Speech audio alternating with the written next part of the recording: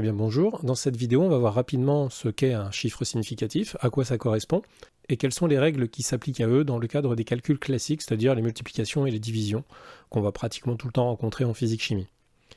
Alors tout d'abord, les chiffres significatifs, ils permettent de communiquer en gros une information parlant de la précision des mesures. Par exemple ici vous avez deux segments, alors vous voudrez les mesurer, on va mesurer la longueur d'un segment.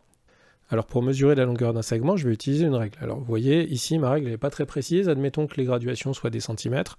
Si je veux mesurer la longueur du segment, je vais la mettre le long du segment, et puis je vois que ça dépasse un petit peu 3, mais j'ai pas plus de précision que ça, donc je dois écrire 3 cm. Donc ici, avec cette règle, on peut dire que la longueur du segment c'est 3 cm. Si je veux mesurer maintenant le deuxième segment, ben là, si je regarde bien, attentivement, je vois qu'il n'a pas exactement la même longueur. Regardez, il est plus proche de 3 cm, celui-ci avait l'air plus long. Mais j'ai pas plus de précision que ça, je peux pas vraiment dire. Je ne peux pas dire un peu plus de 3 cm en sachant pas précisément ce qu'il y a. Bon, là c'est pareil. Donc, les deux segments ont une différence de longueur, mais je suis obligé d'écrire avec la règle que j'ai, avec la précision de la règle que j'ai, 3 cm également. Alors évidemment, ce que je peux faire, c'est utiliser une règle plus précise. Donc une règle graduée par exemple en millimètres. Donc là on a un peu plus de précision, on va aller mesurer ici un peu plus précisément notre segment. On voit qu'en fait il fait à peu près 3,2 cm. En réalité si on regarde bien c'est un petit peu plus que 3,2 cm mais on ne peut pas en dire plus. Donc avec la règle qu'on a ici, on va pouvoir indiquer sans problème que cette fois-ci mon segment ne fait pas 3 cm mais en réalité 3,2 cm. Ça c'est la dimension à l'aide de cette règle là, je vais faire le même travail avec l'autre segment. Ici, je vais mesurer aussi précisément, et ce que je le vois, c'est qu'on est à peu près à 3 cm vraiment. Donc, je suis encore une fois un peu plus grand a priori que 3 cm, mais ma règle n'est pas assez précise pour dire à quel point je suis plus grand que 3 cm. Alors cette fois-ci, on a bien 3 cm, mais comment je peux montrer que j'ai été plus précis avec cette mesure-là qu'avec la précédente, puisque j'ai une règle qui est plus précise? Je ne vais pas noter 3 cm, mais je vais noter 3,0 cm. Je vais indiquer ainsi ici par le virgule 0 que j'ai été précis au moins au dixième de centimètre avec la règle et dans les conditions de ce que j'ai fait comme mesure. Donc vous voyez ici on a bien une différence entre 3 et 3,2 cm. Ici on a été capable de quantifier le petit déplacement. Dans le deuxième cas, en revanche, on a été capable de certifier le fait que c'était 3 cm, en tout cas au millimètre près. Donc en réalité, on a rajouté le virgule 0 derrière qui nous indique qu'on est précis au dixième de centimètre, donc au millimètre. Donc la différence entre 3 cm et 3,0 cm, elle nous indique que ici, la mesure est moins précise que la mesure ici. Voilà à quoi sert un chiffre significatif. Un chiffre significatif, il sert à indiquer en gros une précision, une information en tout cas à propos de la précision des mesures qui sont effectuées. Alors quelque chose qui est important, les chiffres significatifs ne s'appliquent qu'aux mesures et pas aux coefficients. On reviendra sur ça plus tard dans la vidéo. Maintenant qu'on sait ce que sont les chiffres significatifs, on va voir quelle est la première règle à retenir. Seuls les zéros à la gauche des autres chiffres ne sont pas significatifs, peu importe leur position par rapport à la virgule. La virgule, on s'en moque. Et tous les autres chiffres, y compris les autres zéros, sont significatifs. Alors ça veut dire quoi ça concrètement? Eh bien je vais surligner les chiffres qui sont significatifs. Et ici on nous dit seuls les zéros à la gauche des autres chiffres ne sont pas significatifs, tous les autres chiffres, y compris les autres zéros, sont significatifs. Alors moi je vais regarder les zéros à la gauche des autres chiffres. Alors ici, ces deux zéros-là sont à la gauche des deux autres chiffres, ils ne sont donc pas significatifs puisque les zéros à la gauche ne sont pas significatifs. Quelle que soit leur position par rapport à la virgule. Je ne regarde pas la virgule, je regarde juste les zéros. Donc les deux zéros ici ne sont pas du tout significatifs. Ça sous-entend que les chiffres significatifs, c'est ceux qui restent, c'est le 5 et le 4 ici. En dessous, je fais pareil, je regarde les zéros à la gauche des autres chiffres, donc ces deux zéros-là sont à la gauche des autres chiffres, ils ne sont pas significatifs, on nous dit tous les autres chiffres. Donc de toute façon, on sait que de 1 à 9, ce sont des chiffres significatifs, il y a des questions que sur les zéros. Tous les autres chiffres, y compris les autres zéros, sont significatifs. Ce zéro-là, il n'est pas à la gauche des autres chiffres, il est à la droite, donc il est significatif aussi. En fait, dans ce résultat, on retrouve un peu ce qu'on disait juste avant sur la précision des mesures. Dans ce résultat, on n'a que 2 chiffres significatifs, alors que dans celui-ci, on en a 3, on a une mesure qui est plus précise. Donc encore une fois, ce qui est vraiment très important, c'est d'abord de regarder tous les zéros à gauche, et quelle que soit leur position par rapport à la virgule, ils ne sont pas significatifs. Alors il faut savoir que si on écrivait ces mesures en notation scientifique, on ne serait pas embêté. Par exemple, ici 0,054, c'est 5,4 fois 10 puissance, donc moins 1, moins 2, 10 puissance moins 2. Alors qu'ici en dessous c'est 5,40 fois 10 puissance moins 2. Donc vous voyez ici, c'est ce qu'on appelle la mantis, hein, en fait. La mantis, ce sont les nombres qui sont avant la puissance de 10.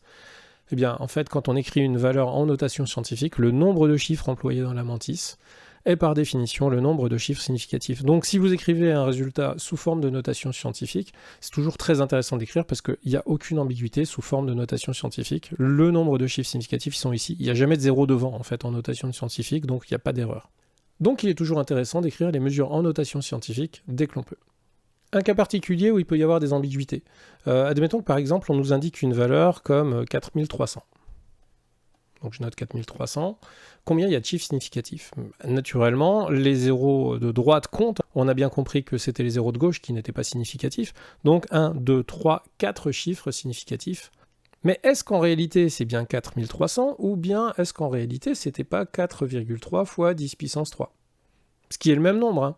Mais la différence c'est qu'ici vous avez 2 chiffres significatifs alors qu'ici vous avez 4 chiffres significatifs. Et puis, finalement, ça aurait pu être aussi tout simplement 4,30 fois 10 puissance 3. Auquel cas, ici, on avait 3 chiffres significatifs.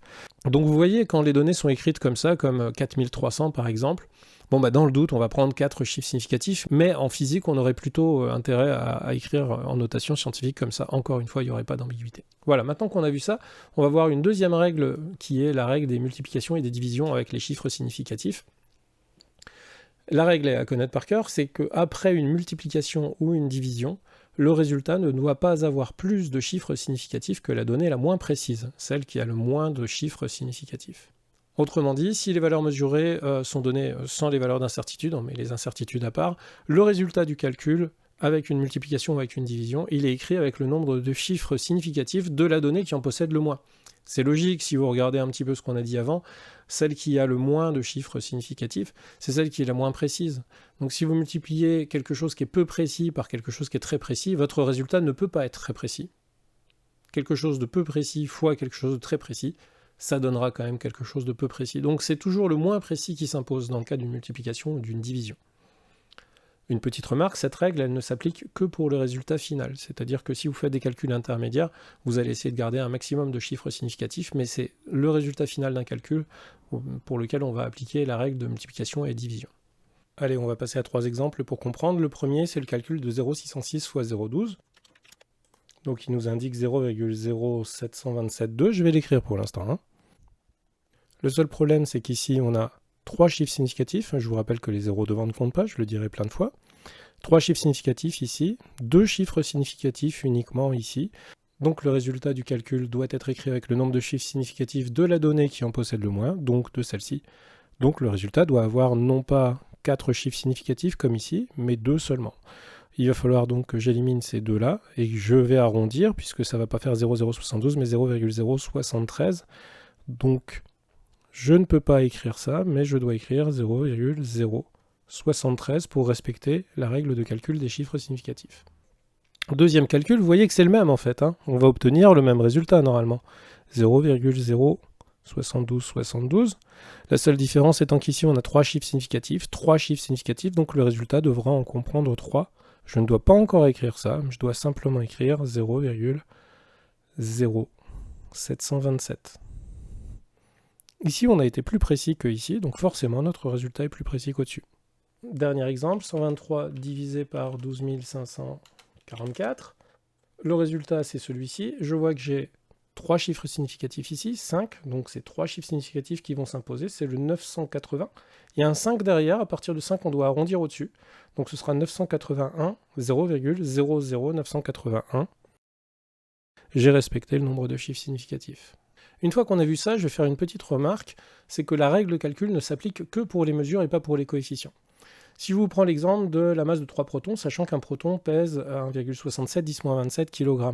Si je veux calculer la masse des 3 protons, c'est pas compliqué. Masse de 3 protons, c'est 3 fois la masse d'un seul proton. Donc ce serait 3 fois 1,67 fois 10 puissance moins 27 kg. Alors quand on écrit comme ça le résultat, on peut s'attendre à ce qu'on n'ait qu'un seul chiffre significatif, puisque le 3 en imposerait. Sauf que 3, en fait, c'est un coefficient ici, puisque 3 protons, on sait que les protons ne peuvent pas prendre des demi-protons. Autant 1,67 10-27 kg, c'est une mesure, qui par définition peut être plus ou moins précise. Autant 3 protons, on sait que c'est 3, ça peut pas être 3,1 protons, puisque les protons c'est un nombre entier. Donc, dans la règle de calcul, quand je vais faire le calcul, mon résultat c'est celui-ci, je vais garder 3 chiffres significatifs, parce que le 3 ne va pas s'imposer, c'est un coefficient et c'est pas une mesure. Donc mon résultat va rester avec le nombre de chiffres significatifs qu'il y avait ici.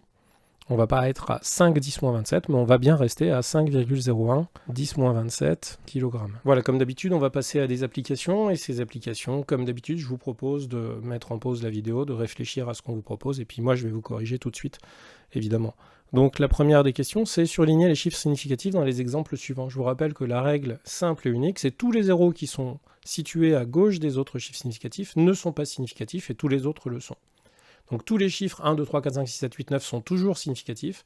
Le problème, c'est toujours les zéros. Est-ce qu'il y a un zéro à gauche ici? Non. Donc ici, tous les chiffres sont significatifs. On a 4 chiffres significatifs. Ici, il n'y a pas de zéro, il n'y a pas de question à se poser.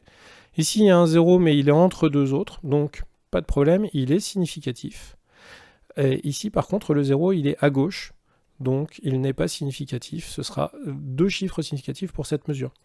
J'insiste beaucoup sur le fait que c'est pas parce qu'il est juste avant la virgule, la position de la virgule n'intervient pas, c'est les zéros à gauche, quelle que soit la position de la virgule. Donc on va le voir sur l'exemple suivant, ici vous voyez, on a ces 2 zéros qui sont à gauche, donc les 2 zéros ici ne sont pas significatifs, et vous voyez bien que la position de la virgule n'a rien à voir. Ici on a un résultat avec 2 chiffres significatifs seulement. Donc ici évidemment ces 2 zéros qui sont à gauche ne comptent pas. Le 0 ici, lui, à partir du moment où il est placé de l'autre côté, à droite ou au milieu, peu importe, il va compter. Donc 3 chiffres significatifs, ici 3 chiffres significatifs, et puis ici 4 chiffres significatifs. Donc seuls les zéros qui sont à gauche, que ce soit à gauche de la virgule ou pas, encore une fois la virgule on s'en moque, c'est tous les zéros qui sont à gauche des autres chiffres qui ne sont pas significatifs, et tout le reste est significatif. Deuxième application, ici on doit donner les résultats des calculs suivants. Donc on va faire les calculs, on va reprendre la calculatrice. 0,13 fois 2,25. Notre résultat, c'est 0,2925.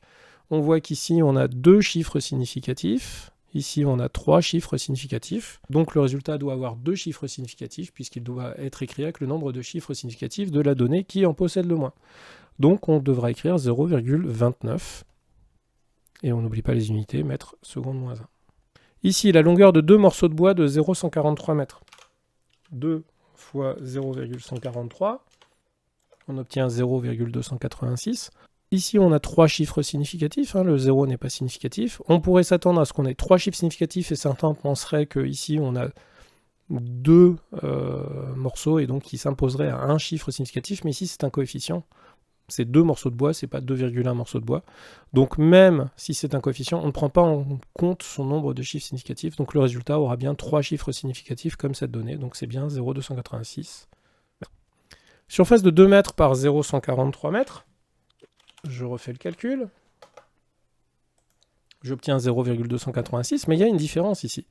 Ici, on a bien 3 chiffres significatifs, sauf que ici, c'est 2 mètres, c'est pas 2 morceaux de bois. Ce n'est plus un coefficient, c'est une mesure. Donc là, je dois prendre en compte son nombre de chiffres significatifs. 3 chiffres significatifs multipliés par un chiffre significatif. Le résultat doit être écrit avec le nombre de chiffres significatifs de la donnée qui en possède le moins. Le résultat doit donc être écrit avec un seul chiffre significatif ici. Donc ce sera celui-ci. Donc ce sera 0, non pas 2, il faut arrondir au-dessus, mais 0,3. Alors c'est des mètres carrés ici, puisque c'est une surface, c'est des mètres fois des mètres. Calcul suivant. 34,0 divisé par 0,123, j'obtiens un nombre à rallonge. Ici, j'ai 1, 2, 3 chiffres significatifs. Le 0 à droite est significatif. Ici, j'en ai 3 aussi. Le 0 à gauche n'est pas significatif.